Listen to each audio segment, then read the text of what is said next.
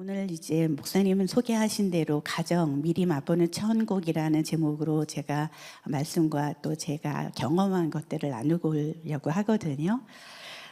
다음 화면 보겠습니다. 그림이 보이세요?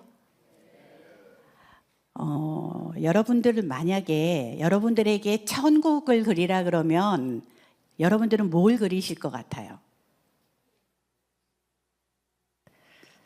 막 면류관 쓰고 있는 거 그릴 것 같죠? 또 하얀 옷 입고 있는 거 그런 거 생각나시죠? 예, 다 좋아요. 그런데 제가 오늘 우리가 읽은 이사야서 본문을 생각하면서 그리는 천국 그림이에요. 그리고 이 그림은 여기 보면은 오른쪽으로 등이 보이세요? 저희 집에 걸려 있는 그림이에요. 예, 저희 집에 있는 걸 이렇게 제가 찍어가지고 온 거거든요. 잘 보시면 뭐가 보이세요? 늑대가 보이죠? 뒤에. 그런데 어린 소녀가 안겨 있죠? 그런데 울고 있어요? 웃고 있죠? 네. 늑대에 어린 아이가 안겨서 이렇게 웃기가 쉬울까요? 여기 어린이들이 아니래요. 예, 무섭죠, 늑대는. 그런데 어떻게 이렇게 웃죠? 이 그림 제목이 오른쪽에 보시면은 Kingdom of Heaven, 천국이에요. 이 그림을 그린 분의 머리에는 이게 천국인 거예요.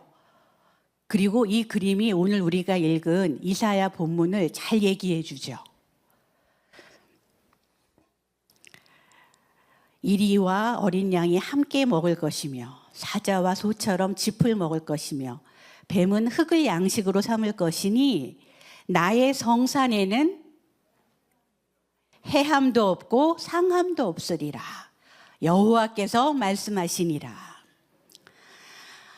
사랑하는 성도 여러분, 이사야는 지금 65장에서 이 이야기를 하는데요. 이사야서는 전부가 66장이에요.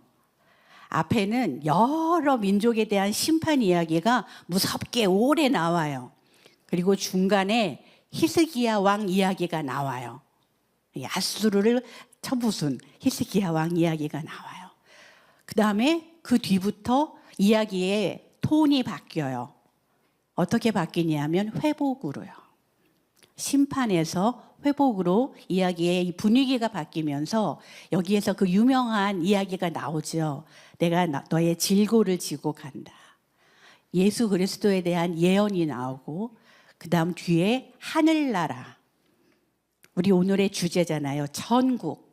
하늘나라 이야기가 시작이 되는데 이사야가 그리는 하늘나라는 이리하고 어린 양이 어떻게 함께 먹어요. 그렇죠? 하나는 초식동물, 하나는 육식동물. 사자가 소처럼 어떻게 짚을 먹어요?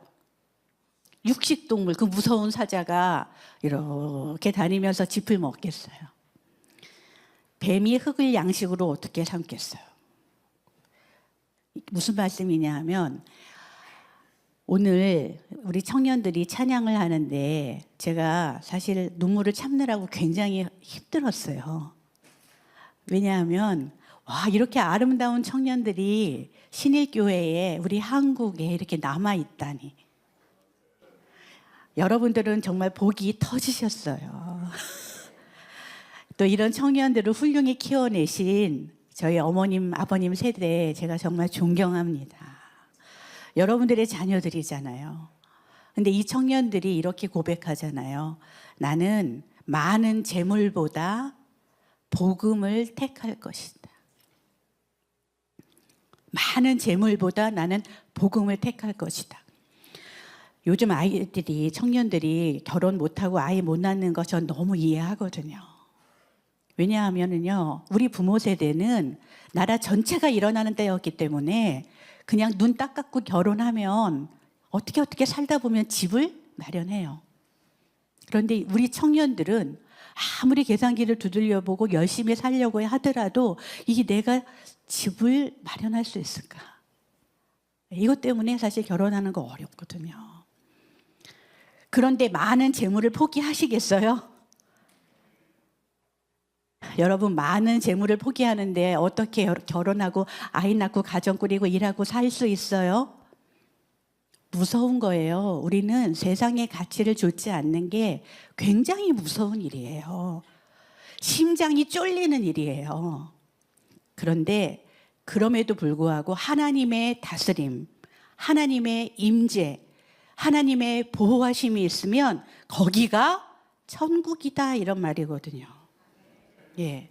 그래서 여러분 제가 여기 천국이란 그냥 땅하고 장소 같죠? 예, 지리학적인 개념이죠. 천국은 땅 같지만 실은 그곳이 어디든 거기가 어디든 여러분의 상황이 어떠하든 하나님의 함께 하시고 하나님이 다스리는 곳이면 거기가 천국이에요.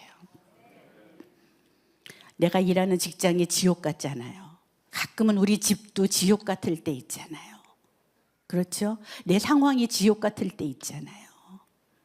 그러나 거기에 하나님이 오시고 하나님이 인도하시고 하나님이 보호하시고 하나님이 다스리시는 느낌을 제가 구하면서 우리가 살면 거기가 천국이라는 거예요.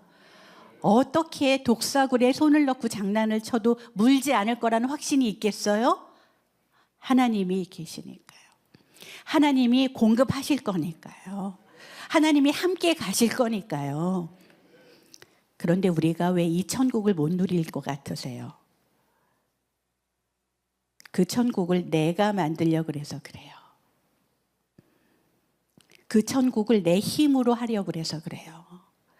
그 천국을 내 뜻대로 만들려고 그래서 그렇죠. 그래서 저는 우리가 하늘나라를 누리려면 우리의 우상이 있던 곳에 하나님의 사랑이 머물러야 된다고 생각해요. 우리가 천국을 누리려면 내 우상이 있던 곳, 내 우상은 뭘죠? 내가 내 힘으로, 내 방식대로, 내 욕구, 내가 원하는 거, 내가 바라는 거를 자꾸 가지려고 하는 자리예요. 여러분들 그거 왜 내 뜻대로 내 힘으로 자꾸 바랄까요? 그래야 살 것 같으니까요. 그래야 안전하고 보호를 받을 것 같으니까요. 그런데 하나님께서 내가 우상을 내린 자리에 오셔서 나의 구원자, 나의 공급자, 나의 피난처가 온전히 되어주실 때라야 거기는 여전히 두렵고 힘들어요. 거기는 늘 죽을 것 같아요. 거기는 늘 숨이 막힐 것 같아요. 거기는 늘 아슬아슬해요. 그러나 거기에 하나님이 오실 때 우리는 그 하나님의 사랑을 누리면서 하나님의 임재를 누리면서 천국을 맛볼 수 있게 된다는 거죠. 예. 그러면 사랑하는 여러분, 우리가 원하는 게 뭘 것 같으세요? 여러분들 기본적으로 인간이면 이 5가지를 원한다고 하거든요. 첫째는 내가 가치 있다는 느낌이요. 내가 반짝거려, 내가 소중해, 내가 존엄하지, 이런 느낌이요. 두 번째는 내가 제법 능력자인걸? 엄지를 나를 향해 들어주면서 너 제법 잘한다, 이런 느낌을 모두가 느끼고 싶어 한대요. 세 번째는 진정과 위로랍니다. 누군가가 옆에 같이 있고 불안할 때, 화가 날 때, 외로울 때, 너무 고독할 때 옆에 팔짱 탁 껴주면서 염려하지 마. 너 진짜 화나지? 너 진짜 외롭지? 그런데 걱정하지 마. 내가 옆에 있어. 괜찮아. 이렇게 해줄 수 있는 누군가가 필요하고 이 진정과 위로를 우리는 모두가 얻기를 원한답니다. 네 번째는 자율감이라고 해요. 내가 내 뜻대로 뭔가를 할 때의 기쁨이 있죠. 여러분들 누가 시켜서 하는 일 좋은 거 보셨어요? 그것처럼 하기 싫은 거 없어요. 여러분들 오늘 여기 왔는데 얼굴이 밝잖아요. 이건 여러분들이 원해서 오신 거죠. 누가 막 가라 그래서 여기 왔으면 아침에 그거 음식 준비하셨겠어요? 기쁘게? 아니죠. 하나님께서는 우리에게 이 자율감을 확보해 주시려고 사실은 자기의 아들을 내어주시는 희생을 치르신 거예요. 창세기부터 하나님은 무화과나무 잎을 벗기시고 우리에게 가죽 옷을 입혀주시거든요. 나중에 일어난 일이 아니에요. 하나님은 각오를 하신 거예요. 선악과를 두실 때 이미 너희가 이걸 먹으면 죽음이야 했잖아요. 그런데 그때 동시에 우리를 살릴 국리까지 하신 거예요. 여러분, 가죽 옷이 만들어지려면 어떻게 돼야 되는지 아시죠? 가죽이 뭐예요? 애니멀 스킨이에요. 영어로 애니멀 스킨이요. 짐승이 죽어야 가죽이 나와요. 그 짐승이, 그 희생당하신 짐승이 구약에 그렇게 많이 반복됐던 양, 소, 염소를 그냥 다 제끼고 단번에 제물이 되어주신 예수 그리스도란 말이에요. 예수 그리스도가 이미 희생될 것을 하나님은 아신 거예요. 세상에 어떤 부모가 옆집 아이 입양하려고 자기 큰아들을 죽입니까? 그것도 하나밖에 없는 아들을 죽입니까? 말도 안 되는 일이잖아요. 여러분, 쟤 너무 안 됐어. 쟤를 너무 우리 집에 딸로 삼고 싶어. 그래서 입양을 하는데 사회복지기관에서 조건을 건 거예요. 그 아이를 입양하려면 당신 외아들을 죽여야 됩니다. 여러분, 입양하시겠어요? 여러분, 이게 실감이 나세요? 십자가에서 예수 그리스도가 나를 살리셨다는 게 실감이 나시냐고요. 우리가 그 사랑을 받은 사람들이라고요. 하나님은 우리에게 너네 마음대로 한번 해봐 라고 하는 자율감을 주시기 위해서 아들을 미리 내어주신 거라고요. 그리고 여러분들, 십자가 이야기는 사실 내가 죽어야 될 자리에서 예수 그리스도가 죽었다는 이야기예요. 그래서 내가 살아났다는 이야기예요. 여기 어린이들도 와 계시는데 드라마를 보면요, 이제 그 연속극 같은 거 보면요, 이렇게 차가 쭉 와요. 근데 애인이 정신을 잃고 막 길을 건너잖아요. 근데 차가 안 멈춰요. 그러면은 이 여자분의 남자 애인이 어떻게 하죠? 예, 막 뛰어가가지고 비켜! 그리고 확 밀어내죠. 그리고 대신 치여서 쓰러지죠. 거기가 십자가예요. 그러면 그 애인 덕분에 목숨을 구원받은 그 연인은 어떻게 살아야 돼요? 제가 이 이야기를 고등부 새친구반 교사를 할 때 새로운 우리 친구들한테 말해줬어요. 예수님 하나도 모르는 아이들이 온 거예요. 그런데 그 친구들이 뭐라 그러는지 아세요? 그 대답을, 아이고, 그러면은 그 애인, 나를 살린 그 애인이 평소에 살면서 뭘 하고 싶었는지 물어봐야 되겠네요. 이젠 어떻게 살아야 되는 거예요? 나를 밀쳐내고 내 대신 목숨을 잃은 그 사람이 뭘 평생 원하고 살았는지 그걸 알아야 내가 그걸 따라 살 수 있겠다, 이런 말이잖아요. 여러분, 우리는 십자가에서 목숨을 구원받았어요. 이 모든 것들을 채워주는 곳이 십자가라는 말이죠. 하나 올라가서 가치관부터 볼까요? 여러분의 가치가 예수 그리스도의 목숨값이에요. 여러분 하나하나 정말 귀한 분들이에요. 여러분의 능력이요? 우리는 교회에서 제가 뭘 했다고요? 아닙니다. 하나님이 다 하셨죠. 하나님이 하신 거 맞는데요, 하나님이 자녀된 여러분을 통해서 하시잖아요. 기도하실 때 하나님의 것이 여러분에게 와서 여러분이 하신 거잖아요. 그러면 내가 하나님의 자녀인데, 하나님의 후사인데 얼마나 능력자겠어요, 우리가. 왜 우리가 능력자예요? 우리 아버지가 능력자니까요. 여러분들 그래요. 많은 재물 포기하고 복음을 위해 사는데요. 어깨 쫙 펴고 배에 힘주고 내가 누군지 알아? 나는 목숨을 주셔서 나를 살리신 예수 그리스도의 제자야. 나는 그를 따라 사는 사람이고 하나님이 내 아버지셔서 나는 우리 아버지가 뭘 좋아하시는지를 매일 생각하고 살아. 근데 걱정 없어. 왠지 알아요? 우리 아버지가 부자거든요. 우리 아버지가 능력자거든요. 여러분 이런 배짱과 용기를 가지고 우리가 살아갔으면 좋겠어요. 그런데 그거 아십니까? 이런 십자가에서 만족된 모든 욕구에 하나님이 이미 하신 일에 사실 사람도 필요하다는 것을요. 사람도 필요하다고요. 특히 우리가 정말 참된 회개, 참된 참회를 하기 위해서는 오늘 우리 그 기도해 주신 김 집사님도 그런 기도를 진심으로 드리시잖아요. 우리의 마음과 생각을 살피게 하시고 우리가 우리의 죄를 하나님께 내어놓을 수 있게 해 주십시오.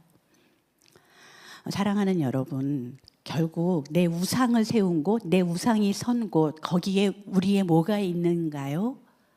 우리의 죄가 있는 거죠. 죄라는 건 어려운 게 아니에요. 죄라는 건 내가 하나님처럼 돼서 내 인생을 내가 스스로 안전하게 하고 내가 나를 스스로 증명하고 내가 스스로 내 가치를 뽐내고 내가 내 스스로 나를 안전하게 보호하려고 하고 했던 그 모든 시도가 사실은 죄라고 성경은 이야기하는 거기 때문에 왜 죄가 내려진 자리에 하나님의 구원과 임재가 올 수밖에 없는지 여러분 논리적으로 이해가 되실 겁니다. 내가 하는 걸 내려놔야 하나님이 하실 수 있죠. 네.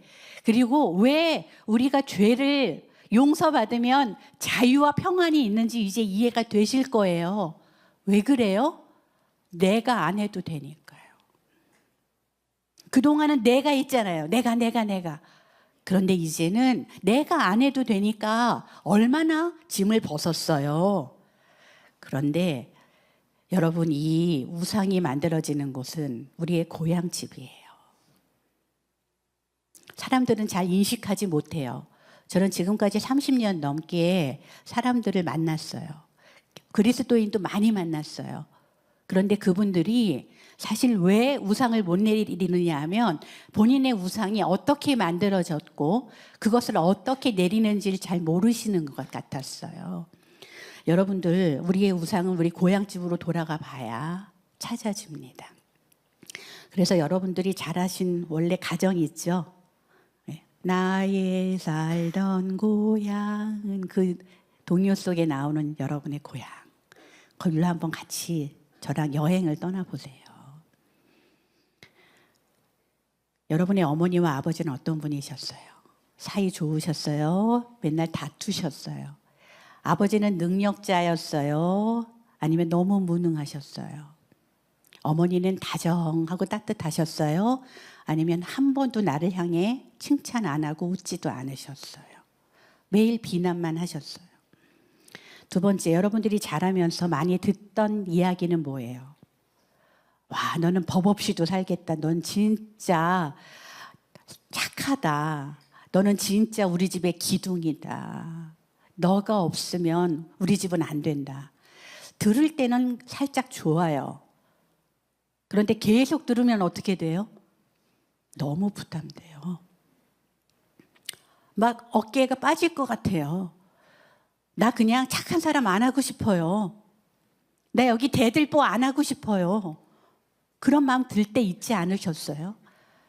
또 여러분들 잘하는데 매일 듣던 얘기가 너가 우리 집에 사고덩이야.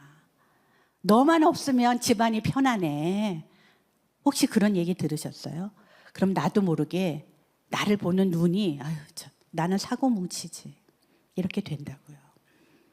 여러분들 가족 중에 두렵거나 여러분을 불안하게 만든 사람이 있나요? 우리 엄마 너무 건강이 안 좋으신데. 우리 아버지 술 드시고 오면 무서운데. 이제 우리 엄마 아빠 싸울 준비를 하시네. 그럴 때 여러분들 심장이 쿵쿵쿵 뛰기 시작하지는 않으셨어요? 우리 집에 아픈 사람이 있어요. 신체적으로, 정신적으로. 그러면 그 가족을 떠올릴 때마다 우리 마음 한켠은 어떡하지 하는 부담, 불안이 있잖아요. 자, 이런 가정에서 사시다가 여러분들이 만든 역할은 무엇인가요? 똑같은 부모 밑에서 자랐는데 자식들이 다 다르게 자라지요? 그거 신기하지 않습니까? 엄마 아빠가 같은데 왜 자식들은 저렇게 다 다르지? 자식들이요, 엄마 아빠 사랑 받아보려고, 관심 좀 받아보려고 다 다른 역할을 하고 있어서 그래요. 다 다른 짓을 하고 있다고요. 마지는 제가 이 집안을 일으켜드리고 빛을 내드릴게요. 그리고 막 영웅 같은 역할을 하고. 예를 들면요, 둘째는 우리 집 너무 불화가 심한데 내가 화평케 해야 되겠다. 화평케. 중재를 하고 있죠. 엄마 눈치 보고 아빠 눈치 보고. 이 집에 없는 셈도 있죠. 없는 셈. 그냥 날 없는 셈 치세요. 예. 주로 언니들이 그러죠. 예. 왜 그래요? 집안이 너무 복잡하고 힘든데 나까지 힘들게 하고 싶지 않은 거예요. 그리고 나를 향해서 관심을 줄 것 같지 않은 거예요. 그러니까 나는 있는 듯 없는 듯. 그 다음에 아까 말씀드린 계속 사고를 쳐보자. 문제를 일으켜보자. 그러면 어떻게 하죠? 문제를 일으킬 땐 엄마 아빠가 힘을 합쳐서 내 문제를 해결하려고 그래요. 그러니까 사고를 자꾸 치게 되죠. 어떤 역할들을 우리 자녀들은 하고 있었고 여러분들은 어떤 역할을 하시다가 여기까지 오셨어요. 여러분들 가훈 혹시 있으세요? 집에? 네. 근면, 성실, 정직 이런 거 있죠. 대한민국의 대표 가훈들. 그 왜 부모님들이 그런 가훈을 지어주셨을까요? 근면하고 성실하고 정직한 거 좋은 거예요. 그렇죠? 이렇게 좋게 살면 적어도 우리 부모 세대는 그렇게 살면 적어도 밥은 안 굶는다 얘들아. 그런 뜻이겠죠. 얘들아 이렇게 살아서 밥 굶지 말고 잘 살아라. 그런데요, 제가 지금 여러분들하고 나누고 싶은 얘기는 거기에 성경적인 가치가 있는가? 그게 하나님이 말씀하시는 것인가? 이걸 우리가 한번 같이 보자는 거거든요. 가장 성경적인 가훈을 분당 우리 교회에서 찾는 콘테스트를 했대요. 분당 우리 교회에서 어느 해 5월에. 근데 그때 1등으로 뽑힌 가훈이 정말 성경적이었는데요. 4글자였어요. 뭘까요? 4글자. 1등 가훈. 떠오르는 건 성령 충만 이런 거 같지 않아요? 그렇죠? 순수한 우리말. 뭘 더 바래? 뭘 더 바래? 이게 그해 1등 가훈이었대요.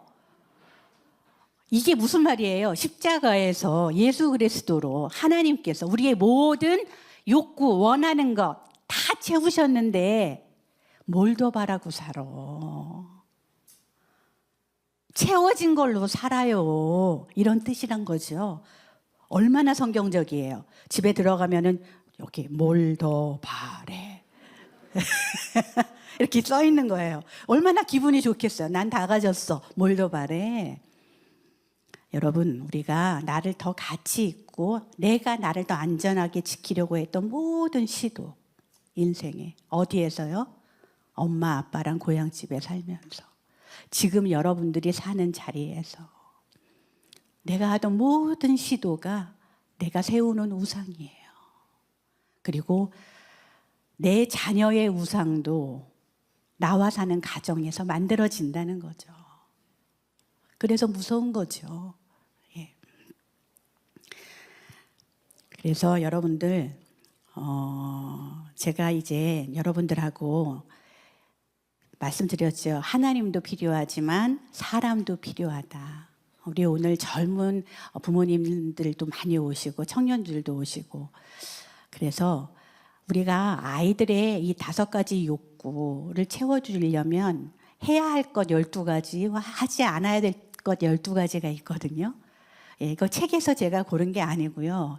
제가 한 30년 많은 분들을 만나다 보니까 이걸 하면 좋더라, 이걸 하면 좋지 않더라 라고 제가 혼자 정리를 해본 거예요. 나이 드신 우리 어르신들, 아이고 난 이제 자식들 다 키웠는데 지금 와서 알으면 뭐해요, 그런 마음도 드실 수 있어요. 근데 우리한테는 손자 손녀가 있잖아요. 그렇죠? 예, 손자 손녀 생각하시면서 우리가 해줘야 될 거 12가지. 첫 번째, 흥미와 잘하는 것 찾아주기. 그 아이가 하나님께 어떤 재능을 받았는지. 이거 왜 안 찾아질까요? 본인이 원하는 것만 찾아서 그래요. 부모가 원하는 것만 찾으니까 아이가 진짜 갖고 있는 게 안 보이죠. 눈을 크게 뜨시고, 하나님 이 아이에게 뭘 주셨습니까? 두 번째는 힘을 다해서 구체적으로 칭찬해 주기. 아이가 그림을 그려왔어요. 엄마 이거 정말 잘 그렸죠? 근데 바쁘잖아요. 설거지 해야 되니까. 그러니까 어떻게 하죠? 그래 잘했네. 이렇게 되면 그 칭찬은 아이한테 안 들어가요. 그렇죠? 어떻게 해야 돼요? 물 끄고 손 닦고 그 다음에 아이를 향해 앉아서 그림을 보며 구체적으로, 와 색감이 너무 예쁘다, 야 너 어떻게 이런 그림을 그릴 생각을 했니? 되게 창의적인데? 이 정도 얘기를 해줘야 그 칭찬이 들어가죠. 그래야 아이가 능력감이 생기겠죠.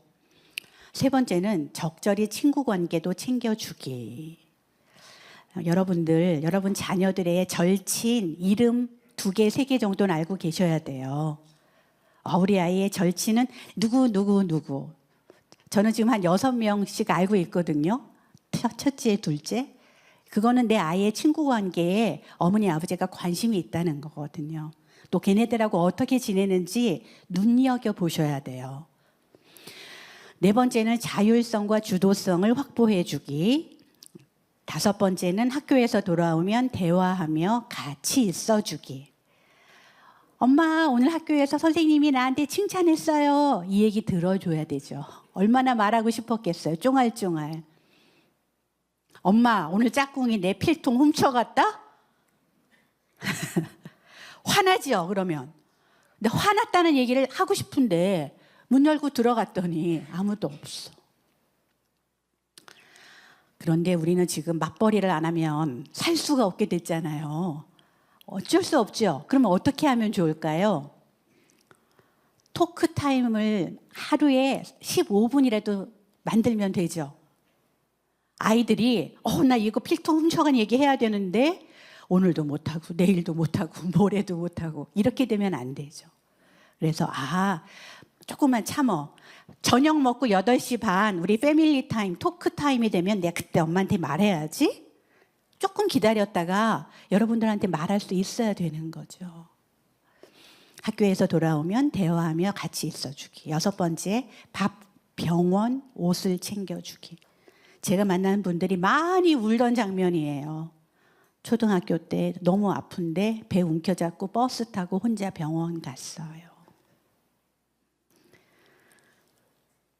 엄마가 옷을 안 챙겨줘서 학교 가서 놀림을 받았어요. 이런 거 있죠. 가장 기본을 우리가 놓치기 쉽지만 잘 챙겨주기. 7번째, 같이 있을 때 충만한 느낌 주기. 이거 어떻게 하는 거죠? 충만한 느낌이란 건? 이게 의외로 쉬워요. 같이 밥을 먹으면서 한마디 하는 거죠. 야, 나는 너랑 밥 먹는 게 왜 이렇게 좋냐? 그리고 그냥 이렇게 흐뭇하게 웃어주는 거죠. 밥 먹을 때. 밥 먹고 나서 등 한번 툭툭 두들겨주는 거죠. 오늘 밥 맛있었다. 8번째는 부부가 사이좋게 지내기. 이거는 여러분들 우리 손철우 교수님 모셔서 말씀 많이 들었다고 제가 전해 들었어요. 부부가 힘들어지면 가정 전체는 휘청거려요. 왜냐하면 아이들은 엄마 아빠 눈치를 봐야 되기 때문에, 그리고 편가르기가 되기 때문에, 넌 아빠 편, 난 엄마 편, 이렇게 되기 때문에요. 9번째, 시간 내서 놀아주기. 여러분들 바쁜 시간이라도 일주일에 한 번, 뭐 3시간은 기분 좋게 식구들이 깔깔거리고 함께 놀 수 있으면 좋겠어요. 10번째, 한계를 설정하고 인내를 키워주기. 그렇더라도 훈육을 안 하면 안 되죠. 되는 것과 안 되는 건 분명해야 되고, 되는 것과 안 되는 것의 이유를 아이들이 알아야 돼요. 안 돼! 이거 끝이 아니고 이건 이래서 안 되는 거야. 그러니까 너가 이제는 조금 더 좋은 선택을 할 수 있겠지? 이렇게 우리가 이야기를 해야 되는 거죠. 11번째, 좌절과 상처를 알아차리고 빨리 공감해 주기. 저희 둘째가 드럼 전공이에요. 실용음악 학교 다녔어요. 예. 근데 실용음악 학교에서도 꼴등을 하는 거예요. 성적 꼴등이에요, 어느 날. 보니까요. 영혼 없이 학교를 왔다 갔다 하더라고요. 영혼 없이. 그래서 너는 지금 학교를 어떤 정신으로 다니는데 이렇게 성적이 안 나오니? 나는 너가 머리가 나쁘지 않다는 걸 알아. 엄마는 도대체 학교에서 무슨 일이 있는 거야. 부모님들 빨리 알아차려 주셔야 되는 거죠. 근데 그때 어떤 일이 있었는지 아세요? 제 아이가 기독교 실용음악 학교를 다녔고 교회를 다니고 있었는데, 이 아이가 영적인 고민이 시작됐던 거더라고요. 엄마, 학교의 하나님하고 교회의 하나님이 달라도 너무 달라요. 여러분, 학교의 하나님은 실용음악 학교니까 빛나라 가르치겠죠. 너네가 영광을 돌려야 되니까 반짝여라, 이렇게 가르쳤던 것 같아요. 근데 분당 샘물교회에 다녔거든요. 분당 샘물교회는 순교자가 난 아프간에서 2명이 죽으셨잖아요. 이 교회의 영성은 순교의 영성이거든요. 우리가 주를 위해 살다 죽겠습니다. 여러분, 달라도 너무 다르죠? 아이가 너무 헷갈리니까 영혼을 놓고 다니는 거예요. 아이들이 뭐 때문에 힘든지 여러분들은 주기적으로 이야기 나누면서 들어보셔야 되죠. 12번째, 적절한 지도와 도움을 주기. 적절한, 아이들이 원할 때 도움을 주기, 이런 뜻이에요. 적절하다는 거는. 이제 하지 말아야 될 것 12가지입니다. 첫 번째는 잦은 이사예요. 잦은 이사, 어쩔 수 없죠. 우리가 그 아파트 때문에 옮겨야 되고 이럴 때, 어쩔 수 없을 때 옮기셨으면 어떻게 해야 되죠? 아이가 잘 적응하는지 아주 그때는 세밀하게 살펴주셔야 돼요. 오늘 하루는 어땠는지, 친구는 사귀고 시작했는지. 대부분 자꾸 자리를 옮기면 학교를 다시 전학을 다녀야 되고 새로운 환경에 또 적응을 해야 되기 때문에 그게 굉장한 짐이 되더라는 거죠. 두 번째, 한숨과 비난. 우리나라 청소년들이 부모로부터 제일 듣기 싫은 말 1위, 너는 왜 그 모양이야? 넌 뭐가 되려고 그래? 그런 거 아니에요. 1위가 한숨이래요. 근데 부모님들도 이해되죠. 내가 원해서 하는 게 아니죠. 나도 모르게 나오죠. 근데 입장 바꿔보세요. 내 부모가 나를 볼 때마다 이렇게 하면 나는 뭐가 되겠어요? 어떤 사람이 되겠어요? 한숨과 비난, 안 좋대요. 세 번째, 부모로서의 어려움을 나누지 않기. 특히 배우자 흉보기. 절대 안 돼요. 니네 아버지는 왜 그런다니? 니네 어머니는 왜 그런다니? 그런 얘기가 나눠질 때 이제 편가르기가 시작되고, 부모님 사이가 안 좋나 보다. 그러면 아이들이 누굴 따라가야 되지? 나중에? 뭐 이런 쓸데없는 걱정하게 되거든요. 네 번째, 부모 중심의 통제. 5번째, 외롭게 혼자 두기. 6번째, 아픈데 혼자 두기. 7번째, 많이 부끄럽게 하기, 공개적인 자리에서 때리기, 이런 거 진짜 안 좋죠. 공개적인 자리에서 비난하기, 부끄럽게 하기. 8번째, 아이들만 두고 가출한다거나 어디에 가버린다거나 아니면 너를 어디에 보내버린다거나 이런 얘기하지 않기. 우리가 어르신들은 그런 얘기할 때 있었어요. 너 말 안 들으면 경찰서에 보내버려. 그죠? 너 말 안 들으면 고아원에 버린다.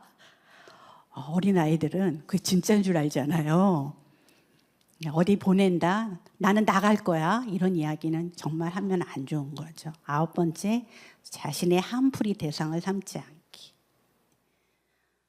여러분들 돈 없고 공부 못했었고 능력 없었어도 십자가에서 예수님 사랑 덕분에 여기까지 오셨잖아요. 여기까지 오셔서 이 복된 신일교회 성도가 되셨고 하나님의 자녀로 그 특권, 존엄함을 누리며 살고 계시잖아요. 내가 그러면 내 자녀도 그럴 수 있는 거예요. 부모가 채워진 만큼 자녀한테 더 채우라고 안 해요. 여러분, 내가 재벌인데 명품백을 왜 들어요? 여러분들 자녀들을 여러분의 명품백 만들지 않기를 바라요. 그 다음 편애와 비교. 편애와 비교. 11번째, 집안과 밖에서 너무 다르게 행동하기. 특히 교회와 집에서 너무 다르게 행동하기. 우리 이렇게 되지요. 집에 오면 어머 권사님 안녕하셨어요 이렇게 인사를 막 웃으면서 하는데요. 딱 돌아가선 너 오늘 왜 설거지 안 해놨어? 청소는 어떻게 된 거야? 그리고 막 소리를 질러요. 그러면 이 엄마가 내 엄마인가 저 엄마가 내 엄마인가 아이들 헷갈리거든요. 12번째, 성경을 말로만 가르치기. 여러분, 우리가 성경을 글로도 가르쳐야 돼요. 말로도 가르쳐야 돼요. 그러나 더 중요한 거는 성경은 삶으로 가르쳐야 해요. 내가 복음을 따라 사는 삶을 보여줘야 되죠. 얘들아, 망해도 예수님이 최고인 줄 알고 살아야 된다. 이거를 우리가 보여줘야 되는데요. 그런 점에서 우리가요, 믿음을 다음 세대에 잘 전하려면 성경의 핵심이 뭔지를 우리가 먼저 알아야 되겠죠. 성경의 핵심은 죄인과 구원, 죄와 구원이에요. 죄인으로 우리는 구원받았다. 1번. 두 번째는 구원받은 우리가 죽어도 살고 영원히 산다. 부활과 영생. 이 세상이 끝인 것처럼 살지 마라, 얘들아. 우리는 목숨을 살림 받았는데 더 기쁜 건 죽어도 살겠고 영원히 하늘에서 산다. 세 번째는 그러니까 그런 예수 그리스도를 따라 살리고 사랑하라. 그러니 우리가 사는 동안 사람들을 살리고 서로 사랑하고 살자. 저는 이 6가지 핵심 단어가 성경을 이루고 있다고 생각하거든요. 그래서 제가 마지막으로 제 아버지와 이 핵심 가치를 나누게 된 몇 가지를 소개하고 말씀을 맺겠습니다. 제가 시집을 갔는데요. 너무 가난한 데 간 거예요. 저는 우리 교회 오빠랑 결혼했거든요. 초등학교 때 만난 교회 오빠. 50년 살았어요. 50년 만나서. 근데 그 교회 오빠를 목회를 같이 하시던 분이 우리 아버지 담임 목사님. 너무 잘 알죠, 그 집을. 목회를 하셨는데. 그런데 이제 시집을 보냈잖아요. 그리고 나서 한 3년쯤 지나니까 전화를 아침에 하셨어요. 은영아, 네 옆에 누가 계시지? 제가 목사 딸인데 정답을 모르겠어요? 우리 아버지는 하나님 소리를 너무 듣고 싶은데 저는 또 그 하나님 얘기를 너무 하기 싫은 거죠. 예, 반항심에. 그래서 시어머니하고 우리 큰애가 있어요. 이랬어요. 그랬더니 2번 부르세요. 아니 은영아, 네 옆에 누가 계시지? 제가 고민이 빠진 거예요. 이걸 뭐라고 얘기해야 되나? 그런데 정말 예수님께서 베드로에게 네가 나를 사랑하느냐? 라고 왜 3번 물으셨는지 알겠더라고요. 우리 아버지 포기 안 하시고 3번째 물으셨어요. 은영아, 네 옆에 누가 계시냐고. 그때 우리 아버지의 간절함이 저한테 닿았어요. 그래서 제가 아버지, 제 옆에는 하나님이 계십니다. 제 입으로 말했어요. 제 옆에는 하나님이 계십니다. 여러분, 제가 신혼 때 고백했던 이 하나님이 제 옆에 계십니다라는 이 고백이 그렇게 가난한 시집살이. 여러분, 제가 학교 교수였는데요. 사실은 약사거든요. 근데 돈이 너무 없어가지고 대학병원에 야간 약사를 하러 나가려고 밤새러 일하러 나가려고 했던 때가 있다고요. 그 어려운 시절을 어떻게 견뎠을까 싶어요. 여러분, 우리 옆엔 하나님이 계십니다. 우리 아버지가 또 전해주신 말이 있어요. 은영아, 어느 날은 또 전화를 하셨어요. 새벽마다 너를 위해 기도할 때마다 내가 자꾸 눈물이 나. 우리 아버지는요, 기도하라, 성경 읽어라 그런 말씀 안 하셨어요. 그 대신에 삶으로 아버님의 기도하는 모습을 전해주신 거죠. 내가 새벽마다 너를 위해 기도하는데 자꾸 눈물이 나 오늘. 여러분, 이게 무슨 말이에요? 내가 널 사랑해. 내가 너를 위해 기도해. 그런데 너를 위해 기도하는데 왜 이렇게 마음이 아프니? 제가 어떤 꼴로 사는지 우리 아버지는 아시는 거예요. 그런데 하나님께 입을 벌려서 구하시는 거죠. 내 딸 좀 도와달라고.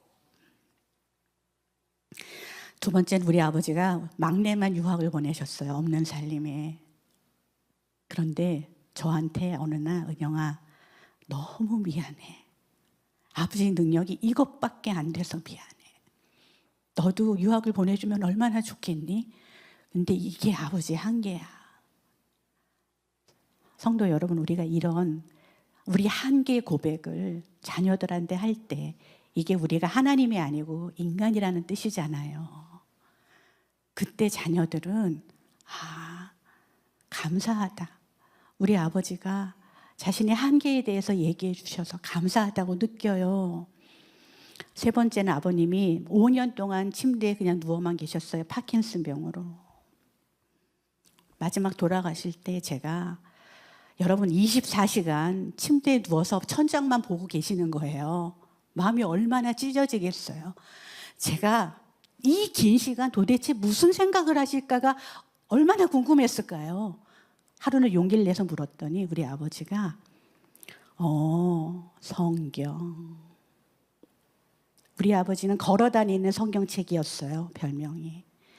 삭개오 이야기는 어디 나와요? 그러면 어디 이렇게 말씀해 주시는 분이니까 아무것도 할 수 없는 정말 무력한 상태에서요. 창세기부터 요한계시록을 쓰고 계신 거죠, 머리로. 성경. 그게 우리 아버지가 말년까지 웃음을 잃지 않고 그 극한 상황에서도 평안을 놓지 않으셨던 이유구나라는 걸 제가 알았고요. 그 성경 세자는 제가 40년 들었던 우리 아버지의 어떤 설교보다도 강력하게 저한테 다가왔어요. 그래서 저는 성경을 열심히 읽습니다. 네 번째, 기도는 제가 하겠습니다. 잠을 푹 주무시고 밥을 드세요. 아들 못 낳아서 딸 셋 낳고 어르신들 우리 이전에 아들 못 낳으면 쫓겨났죠. 그런 시대가 있었어요. 그래서 딸 셋 낳고 어느 분이 새벽에 심야에 그때 철야했잖아요. 철야 밤 꼴딱 새고 기도를 너무 울고불고 하고 있는데 우리 아버지가 끝까지 그 한 성도가 떠날 때까지 그냥 기다리신 거예요. 그리고 뒤에서 다 듣고 계시다가 아멘 그리고 일어났을 때 뭐 때문에 그렇게 울면서 기도하십니까? 이렇게 물으셨대요. 그 성도에게. 그래서 목사님, 제가 이제 아들 못 낳으면 쫓겨나게 생겼어요. 그랬더니 우리 아버지가 그날 금요일이잖아요. 금요 철야. 집사님, 내일부터는 새벽 기도도 철야 기도도 오지 마세요. 왜 그래요? 아들을 낳아야 되니까요.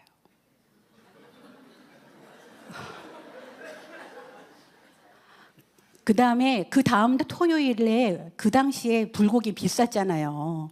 근데 저희 어머님이랑 불고기를 해가지고 신방을 오셨더래요. 왜요? 잘 먹어야 되잖아요. 그죠?